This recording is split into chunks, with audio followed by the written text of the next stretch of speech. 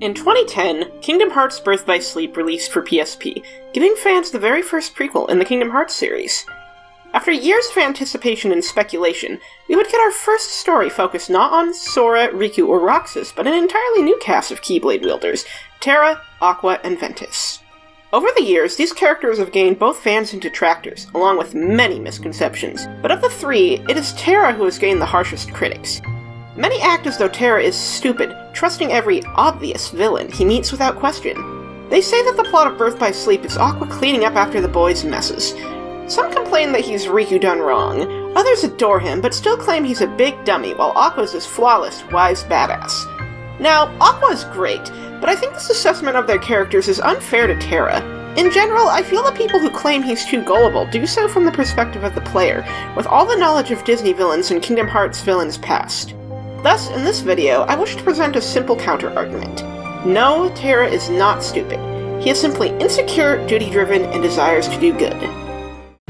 Birth by Sleep begins with the Mark of Mastery exam, where Terra and Aqua compete to prove their worthiness as Keyblade Masters. Even within the first few minutes of knowing these characters, it's incredibly clear that this test means everything to the duo. After years of dedicated training, Terra and Aqua are going to prove themselves not just to their master, Ericus, but to Master Xehanort as well. This test was also rigged. If you look at Xehanort's letter, it reads thusly. And on the topic of darkness, we must speak of another matter that concerns me, one related to the upcoming ceremony. When I visited several years ago, your pupil Terra drew my attention. His power is immense, to be sure, but within his heart I could see darkness just waiting to be awakened. I know this is none of my business, but I have reservations about welcoming Terra as a true Keyblade Master without taking certain precautions. The traditional examination, perhaps, to see if he has the Mark of Mastery? The choice is yours, and I will humbly respect your decision. Now, Terra shows darkness during the combat phase of the exam, but you know what else does? That's right, the orbs. Xehanort planned this out carefully.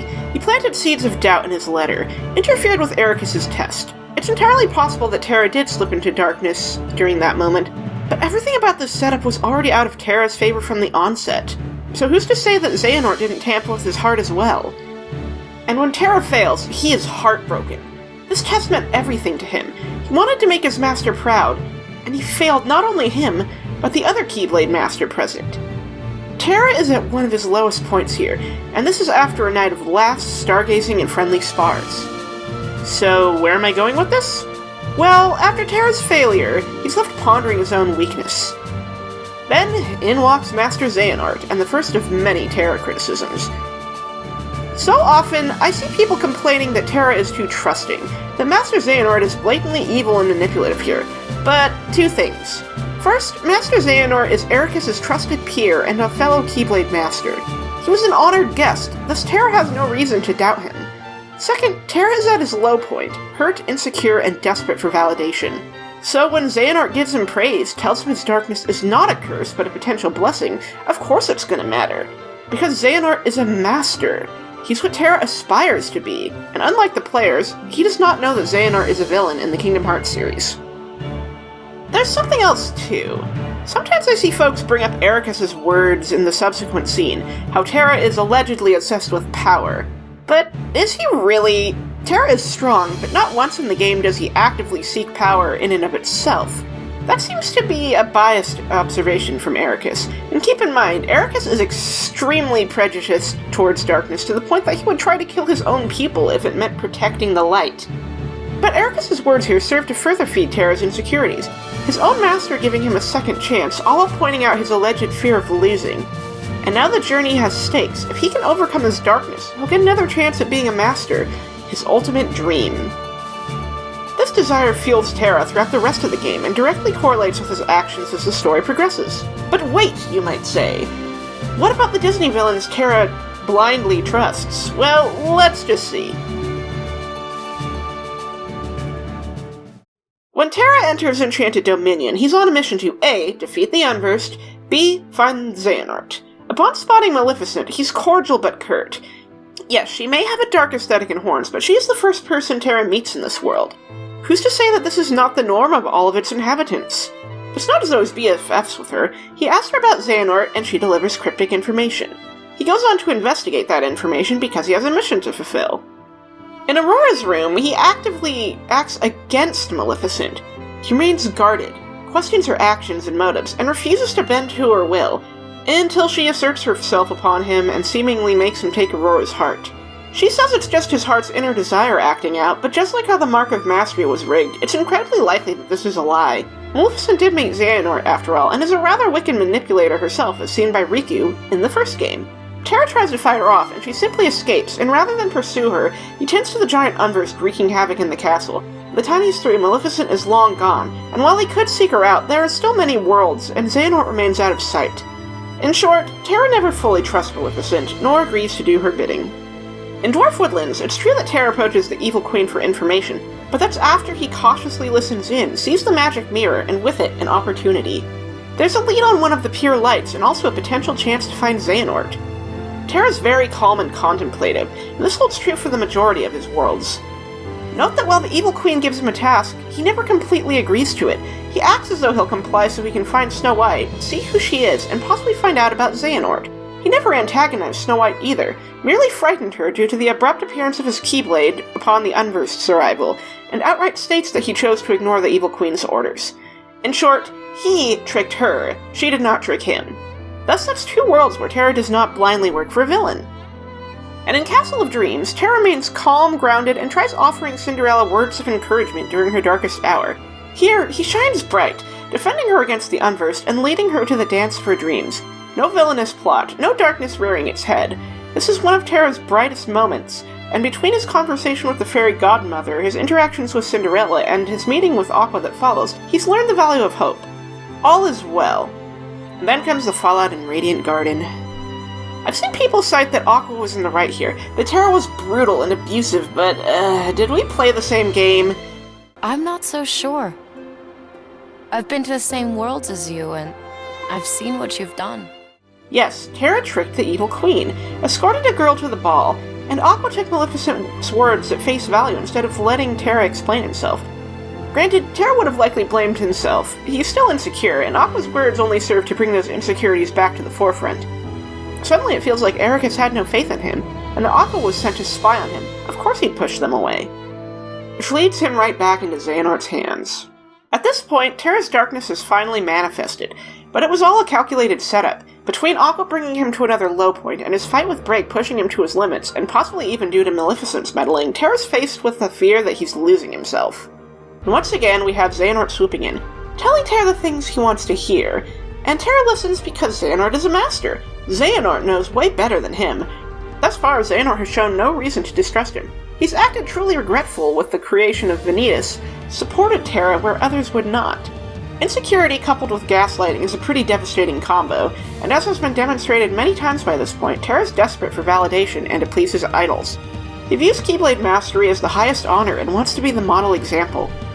Still, Terra's left doubtful, and come Olympus Coliseum, he meets Hades. Now, Hades is another example people use for the gullible Terra argument, but listen to what he's saying here. Okay, stay with me. Darkness is inside everybody. Nothing to be ashamed of. You play nice with it, and darkness will be your best friend. But if you go and get all self-conscious and refuse to face it, the darkness will run over you like a debutante at a toga sale. And then where are you? Nowhere! He's not wrong. This is literally the resolution to Riku's arc, to face darkness but not fully give into it. True, Hades has ulterior motives, but Hades' words do mirror what Xehanort had said prior, and Hades is a god. Terra up to this point has viewed authority figures like Keyblade Masters in high regard. He constantly seeks the guidance of people like Xehanort and Yen Sid. But even then, Terra's reactions and the tone show that he doesn't fully trust Hades. He's extremely guarded, willing to listen but not going in blind. During the games, he doesn't rely on darkness, and as soon as he sees what's become of Zack, he stands up for the kid on his own terms. And Terra's fully aware the situation is rigged, and is ready and willing to stand up to Hades in the aftermath. I'll make a quick aside for Disney Town. This world shows Terra at his most impulsive, willing to go chase Unversed on a dangerous racetrack. It also shows how hyper-focused Terra gets on his mission, but once he learns what's up, he abides by the rules and takes on the Unversed within the grounds of Rumble Racing. He's very polite and gains a greater appreciation for rules, though, honestly, this arc always felt kinda shoehorned in, when up to this point Terra was shown with such regard for authority and protecting order. But I digress. I'd say Deep Space is the one place where there's grounds to argue that Terra's a bit too trusting. He is quick to free a prisoner, but keep in mind that Jumba, like Xehanort, Hades, and those before him, does appeal to Terra's insecurities and his sense of empathy. Terra desires to help others. If there's even a chance that Experiment 626 is wrongly accused and imprisoned, then isn't it worth seeking him out?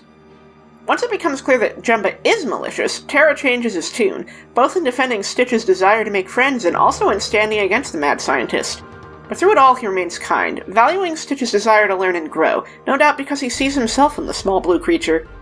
With Captain Hook, it's important to look at the context. When Terra first encounters him and Smee, they're under attack by the Unversed, so Terra defeats those Unversed and remains calm and asks for information once again. Terra misunderstands Hook's words about light, and Hook does use that to his advantage by tricking Terra into believing that the chest contains literal light, but as a keybearer, it's Terra's duty to protect that light, and if the Unversed are already attacking Hook, then it's doubtful that he works for Vanitas.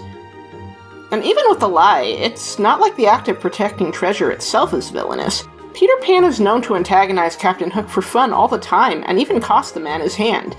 He and the Lost Boys wanted to steal that treasure.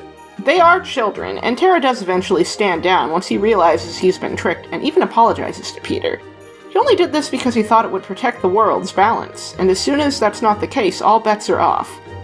Once it's clear that Tinkerbell is in danger, Terra switches sides, protects the Lost Boys, and even swindles Hook by playing nice until he gets the chance to free Tink. This shows that Terra is adaptable, and once again, fairly clever. Then, after Hook flees, Terra reassures the Lost Boys by suggesting that they use the empty chest for their own treasures.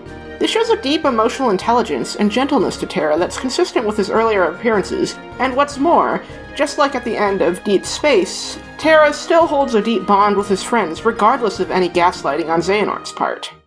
Xehanort's final and greatest act of manipulation comes when he urges Terra to hurry home and protect Ven from Ericus. But here's the thing, this is without question the right thing to do.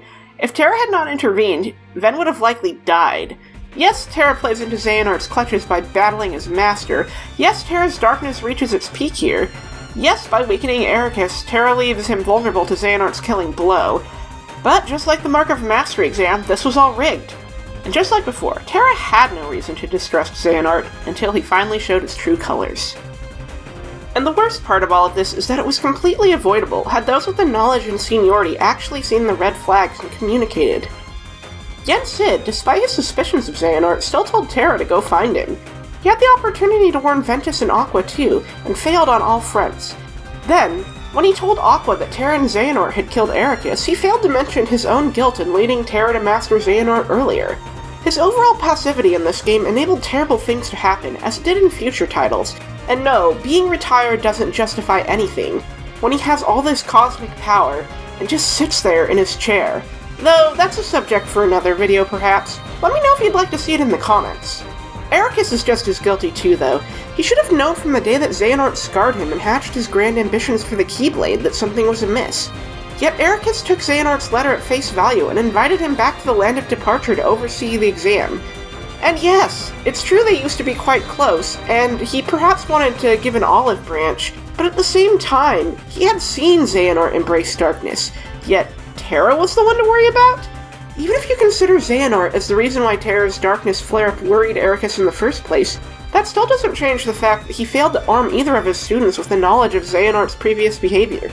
The orbs projected for the exam just randomly got corrupted, and Ericus, a much older and more experienced adult and master, failed to connect the dots.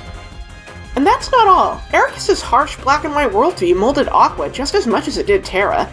For everyone who calls Terra gullible and impulsive, let's not forget that Aqua was so adamant that darkness must be destroyed that she was willing to draw her weapon as she approached the Tremaine household and had to be talked down by Fairy Godmother. And as mentioned, any distrust she showed Maleficent hardly matters when in the end, she did take the witch's words at face value, putting Terra on the spot in Radiant Garden and scolding him without giving him a chance to defend himself. And she doesn't apologize, she merely tries to justify Ericus's actions. When she learns that Terra was involved in Ericus's death, Aqua blames Terra for falling into Xehanort's clutches and going astray, because darkness to her is just as it is to her master, nothing but anger or hate. even though Terra outright stated that Ericus tried to hurt Ven in the first place. If there's one thing I've realized while revisiting BBS, it's that Terra and Aqua are both subversions of their archetypes. Terra, for all of his brute strength, is a deeply introspective and gentle young man who is refreshing in his emotional vulnerability and sensitivity. Aqua, meanwhile, may possess a gift in magic, but she is impulsive, often short-sighted, and incredibly self-righteous to a fault, however good her intentions may be. And both of them, in their own ways, have suffered from Ericus' teaching. Both are victims of generational trauma in a way, as it is Ericus' own previous trauma with xehanort and the darkness that shaped him as a master, made even more tragic if you consider Kingdom Hearts Dark Road and all the friends he lost by Baldur's hand. So rather than blame Terra for his alleged stupidity, I think it's important to consider the context. His is not a tale of idiocy, but a tragic journey of a young man, crushed by the insecurity from a mentor with a toxic mindset, and filled with hope granted by a wolf in sheep's clothing. Time and time again, Terra tries to uphold the ideals of the Keyblade, even when those ideals are born from a bleak black and white worldview, one that harms his friends just as much as it harms him, which in turn causes them to harm each other, all while Xehanort plays them like pieces on a chessboard because the adults in their lives failed to adequately prepare them. So rather than blame Terra for not seeing the obvious signs, it's important to consider the in-universe context. What may seem obvious to players who grew up immersed in Disney movies and Kingdom Hearts games may not dawn on characters who lived in a small world, following the teachings of the Keyblade without knowing the tragedy on the horizon. So I hope this video will paint Terra in a new light, or at the very least give you an alternate perspective on Birth by Sleep. And if you made it this far, thanks so much for sticking to the end. I realize this is different from the Undertale and Deltarune content I usually put out, but rest assured, that's not going anywhere. Next video will be a discussion of Mayor Holiday from Deltarune and her worrying relationship with Noelle. But if you'd like to see more Kingdom Hearts content, please feel free to suggest characters or topics in the comments below. Likes, shares, and subscriptions would mean the world to me, as the algorithm hasn't been too kind this last month. I've certainly got a few ideas, such as a video on Riku and Kairi's friendship, a Ventus analysis, a Riku replica video, and perhaps more of that Yen Sid salt. I actually have several Kingdom Hearts fanfics too if you'd like to check out some of my non-Undertale work. The links can be found in the description and in the pinned comment. As always, a huge thank you to my amazing patrons for their continued support. If you like this video and would like access to early scripts, audio recordings, work-in-progress video cuts, and concept art and music for my various other projects, head to the link on screen and in the cards. Every pledge helps me continue making content like this full-time. I hope you all are enjoying the holiday season. I'll see you all next time!